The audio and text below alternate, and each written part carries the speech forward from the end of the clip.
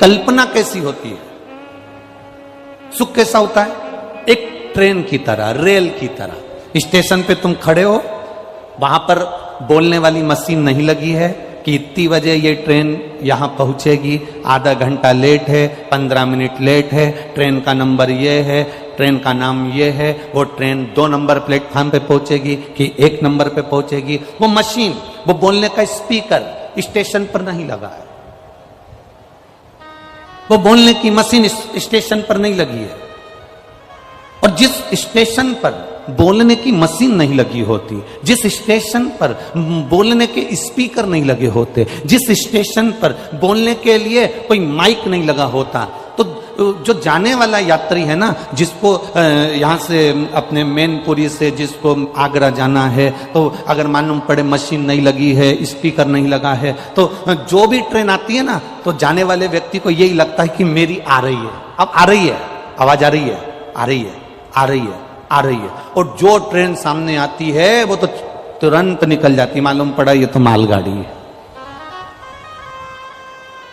फिर खड़ा, फिर दूसरी ट्रेन आई, आ रही, अब की बार ये अपनी ट्रेन आ रही है, तैयारी करके बैग में लेके बस तैयार होके सामने आया। इतनी देर में मालूम पड़ा कि ये तो दूसरी जगह जा रही थी, मालूम पड़े काशी जा रही है, अब ये बनारस जा रही है। तो फिर तैयार हुआ, आ रही है, आ रही है, आ रही है, आ रही है, और फिर ट्रेन चलते चलते मालूम पड़ा कि ये ट्रेन तो दूसरी जगह जा रही है। बस सुख भी ऐसा ही होता है। बचपन में लगता है कि जवानी में सुख मिलेगा, जवानी में लगता है कि अधेड़ी में सुख मिलेगा, थोड़ी 1-2 दुकान और खोल लूं फिर सुख की जिंदगी जीऊंगा, घर में बहू आ जाए सुख की जिंदगी जीऊंगा, पोता पोती हो जाए सुख की जिंदगी जीऊंगा, थोड़ा कामकाज फैला लूं सुख की जिंदगी जीऊंगा।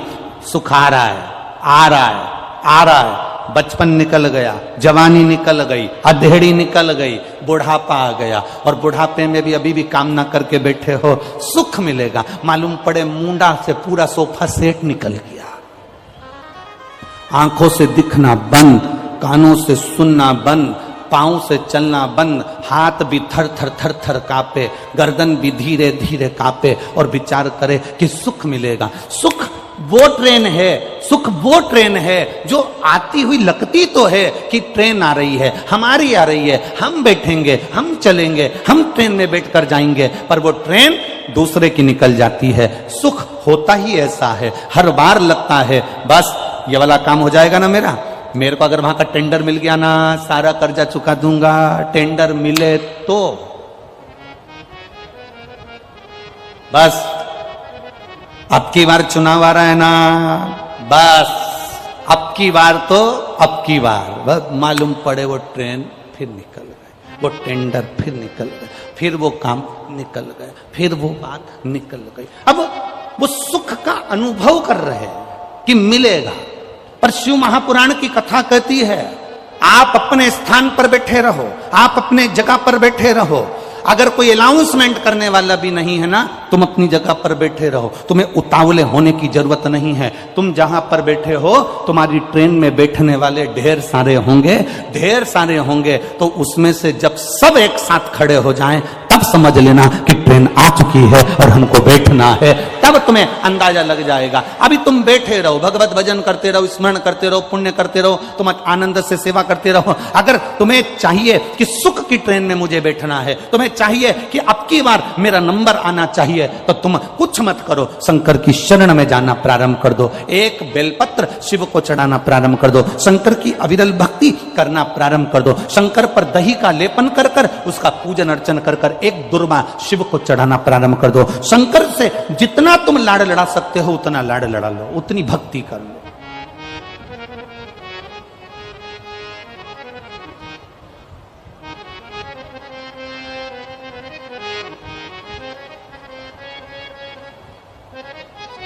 जो शंकर के मंदिर में झाड़ू लगा लेता है, जो शंकर के मंदिर में सफाई कर देता है, जो शंकर के मंदिर की रौनक रंगत बढ़ा देता है, जो शंकर के मंदिर में प्रकाश कर देता है, जो शंकर के मंदिर में उजियाला कर देता है। एक चोर शिव जी के मंदिर में कमंडल चुराने के लिए गया था और शंकर भगवान के मंदिर में से कमंडल चुराता है, खुद के कपड़े जला लेता है। शंकर भगवान उसको कुबेर का भंडारी बना देते हैं, जो शिव के मंदिर में रौनकता देता है, शंकर के मंदिर में सेवा करता है, शंकर के मंदिर में अर्चना। एक पत्र आया है, देखिए उस पत्र में क्या लिखा है। ठाकुर ब्रजनंदन सिंह कुशवाहा उर्फ टिल्लू पुजारी, नंदन मार्केट, बजाजा बाजार, मैनपुरी, उत्तर प्रदेश। कहीं बैठे हो तो हाथ हिला सकते हैं। नंदन मार्केट, इनका नाम है ठाकुर ब्रजनंदन सिंह कुशवाहा उर्फ टिल्लू पुजारी, नंदन मार्केट, बजाजा बाजार, मैनपुरी, उत्तर प्रदेश। मोबाइल नंबर ये, कहीं बैठे हो तो हाथ हिला सकते हैं। जिन्होंने पत्र में लिखा है, मैं बाबा की एक लोटे जल का और एक बेलपत्र का मैं क्या वर्णन करूं। गुरुदेव, जिला प्रतापगढ़ उत्तर प्रदेश वाली कथा से लगातार आपकी कथा श्रवण कर रहा हूं। मुझे आंतों के अंदर संक्रमण का एवं हीमोग्लोबिन जो 5 पॉइंट रह गया था। गुरुदेव, बहुत बड़े डॉक्टरों की टीम ने 15 दिन में ऑपरेशन की सलाह दी थी और ना कराने पर डॉक्टरों ने कहा था कि तुम्हारी मृत्यु होने की बात कह दी थी।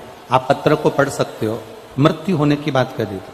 गुरुजी, आपकी कथा सुनकर पत्नी व बच्चों ने भोले बाबा की पूजन अर्चना प्रारंभ कर दी। 1 लोटा जल चढ़ाना प्रारंभ किया, बाबा को एक बेलपत्र चढ़ाना प्रारंभ करा। डॉक्टर ने ऑपरेशन का कह दिया था। बाबा दिल्ली के AIMS में जब हम दिखाने के लिए जब बेलपत्र जल का प्रयोग कर कर गए तो बाबा की कृपा का हम क्या वर्णन करें। गुरुदेव, ऑपरेशन कराने की रिपोर्ट डॉक्टर ने जब देखी और जांच प्रारंभ हुई तो सारी रिपोर्टें वापिस नॉर्मल आ गई और मेरा शरीर फिर ठीक हो गया। मैं बाबा को यहां प्रणाम करने के लिए आया। ये शिव तत्व है, योग घड़ी। एक भक्ति, एक विश्वास, एक दृढ़ता, एक भरोसा आपके भीतर। और जब भक्ति, विश्वास, दृढ़ता, भरोसा होता है तब शिव तत्व की प्राप्ति होती है।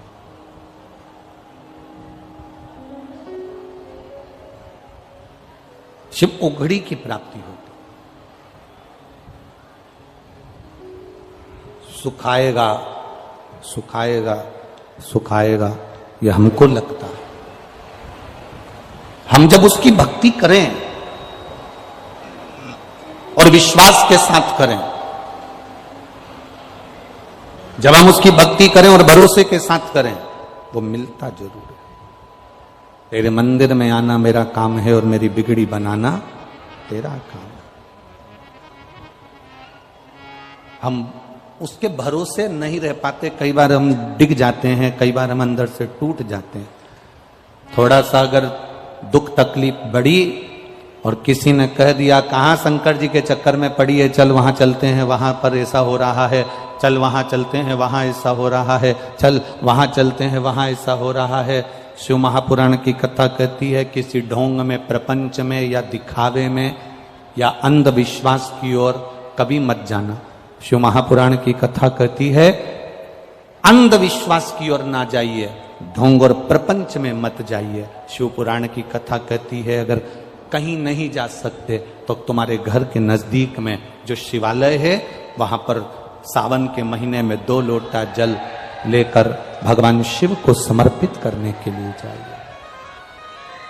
अब शिव के दरवाजे पर जब जाएंगे, शंकर की चौखट पर जब जाएंगे, शिव के द्वार जब पहुंचेंगे तो एक सुख का अनुभव अपने आप आएगा। बाबा देवादिदेव महादेव कैलाश पर बैठे हैं, मां जगत जननी उनके लिए पकवान बनाती है, श्रेष्ठ पकवान शिव जी के सम्मुख में जाते हैं।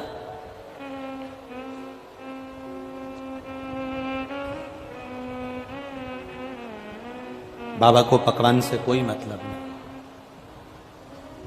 ये घर में जितनी बुजुर्ग माताएं होती हैं ना, घर में जितने बुजुर्ग होते हैं, बुजुर्ग माताएं होती हैं, बुजुर्ग लोग होते हैं, इनको तुम्हारे श्रेष्ठ पकवान से, इनको तुम्हारे श्रेष्ठ जो तुमने लड्डू, पेड़ा, गुलाब जामुन, इमरती, भजिया, पकोड़ा ढेर सारा बनाया हुआ है, उससे कोई मतलब नहीं है। इनको तुम्हारे पकवान से कोई मतलब, इनको तुम्हारे पकवान से कोई मतलब नहीं। इनको अगर मतलब है तो केवल एक चीज से मतलब है। आप घर के बुजुर्ग को लड्डू मत दीजिए, आप घर के बुजुर्ग को मिठाई मत दीजिए, आप घर के बुजुर्ग को नमकीन मत दीजिए, आप घर के बुजुर्ग को अगर कुछ अच्छा बनाकर नहीं दे सकते मत दीजिए। पर शिव महापुराण की कथा कहती है कि घर के बुजुर्ग को आपकी जिह्वा की, वाणी की मिठास जरूर दीजिए, वो जीवन का एक उन्हें आनंद दे जाए। आप मत दो उनको लड्डू, मत दो पेड़ा, मत दो उनको सामग्री, पर उनको, उनके भीतर जो एक तत्व छुपा है सम्मान का, उनके भीतर एक तत्व छुपा है आदर का, वो आदर का तत्व तो दो। फिर वही बात आ गई, अरे मत बुरे कर्म कर वरना पछताएगा, भगवान की आंखों से तू बच नहीं पाएगा, तू बच नहीं पाएगा। अरे ओ अज्ञानी मत कर नादानी, अरे ओ अज्ञानी मत कर नादानी। तेरे कर्म का फल ही तू ही पाएगा, जैसा किया तूने तेरे आगे आएगा। मत बुरे कर्म कर बंदे वरना पछताएगा, भगवान की आंखों से तू बच नहीं पाएगा, तू बच नहीं पाएगा। मकान किस किसने बनाए? अपने अपने मकान में कौन कौन रहता? अपने अपने घर में। किराए के मकान में नहीं, अपने घर में। जम के जरा हाथ उठाओ, हाँ रख लो रख लो।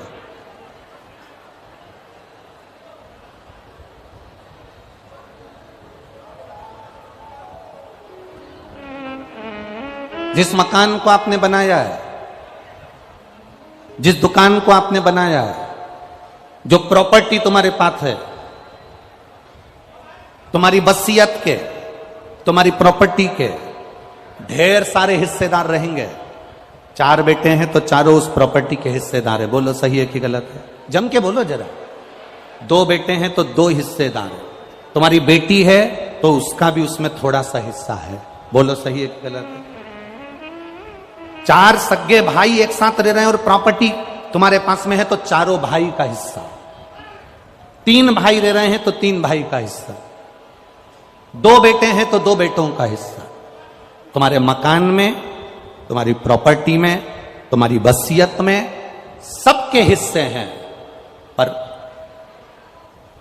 तुमने जो कर्म करा है उस कर्म को भोगने में किसी का हिस्सा नहीं है, केवल तुम्हारा अकेले का हिस्सा है।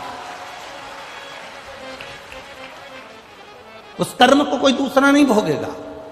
बाप के कर्म का भोग बेटा नहीं भोगता, बेटे के कर्म का भोग बाप नहीं भोगेगा। अपने कर्म का भोग अपने को भोग, अपने कर्म का भोग हम अपने आप में अपने को भोगना पड़ेगा। तुम्हारी प्रॉपर्टी के हिस्सेदार बहुत सारे होंगे, तुम्हारी वसीयत के हिस्सेदार बहुत सारे होंगे, तुम्हारी दुकान के हिस्सेदार बहुत सारे होंगे, पर तुम्हारे झूठ बोल रहे हो, कर्म बेकार कर रहे हो, कपट कर रहे हो, किसी को अपशब्द कह दिया, किसी को ताने दे दिए, किसी को गाली दे दी, किसी का थोड़ा सा धन तुमने अपना बना लिया, उसके हिस्सेदार बहुत सारे नहीं होंगे। उसका हिस्सेदार केवल तुम हो, कोई दूसरा नहीं। इसलिए तो शिव महापुराण की कथा कहती है अपने भजन के बल को बढ़ाओ,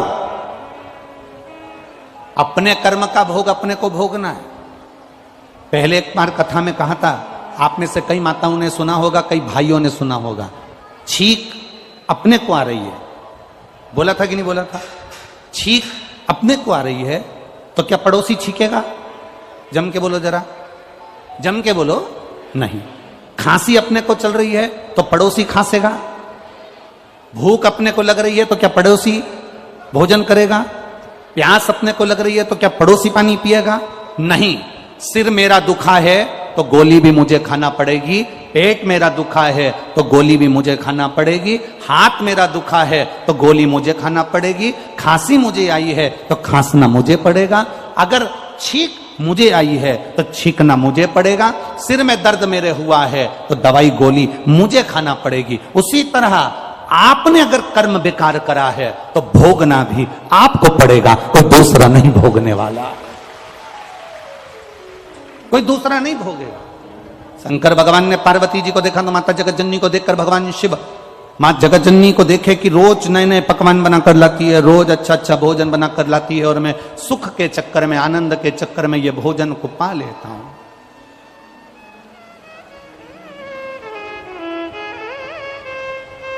ये सारा सुख के चक्कर में मैंने भोजन जो मिला है ये कहीं मेरे को तकलीफ ना दे जाए। दवा खाने कौन जाता है?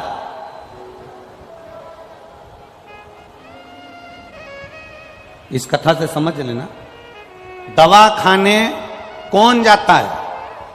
जो दवा दबा के खाता है वो दवा खाने जल्दी जाता है। खूब दबा दबा के खूब खाया, जो मिल गए वो खा गए, जो मिल गए वो खाया, जो मिल गया वो खाया। जो दबा दबा कर खाता है वो जल्दी से, बोलो बोलो जम के, दवा खाने जाता। आपने अगर खाने पर कंट्रोल कर लिया, भोजन पर कंट्रोल कर लिया, थोड़े से अपनी जिह्वा पर कंट्रोल कर लिया तो तुम्हें दवा खाने जाने की जरूरत नहीं पड़ेगी, क्योंकि दुनिया का सबसे ज्यादा रोग, बीमारी, तकलीफ ये पेट से होती है। ये पेट में हम जैसा आहार ग्रहण करते हैं वैसा हमारा व्यवहार हो जाता है। दवा खाने वही जाता है जो दबा दबा कर खाता है। जिस दिन तुमने दबा दबा कर खाना बंद कर दिया, थोड़ा बहुत आहार लो जो शरीर के लिए जरूरी है, थोड़ा बहुत पाओ जो शरीर के लिए श्रेष्ठ है।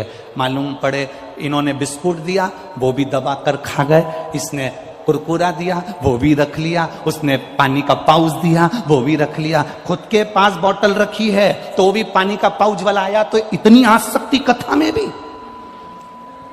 इतनी आसक्ति कि खुद के पास 2 बोतल पानी की रखी है, उसके बाद भी दे दे भैया रख लो, बिस्कुट दे दे भैया रख लो, सामान दे दे भैया रख लो, इतनी आसक्ति।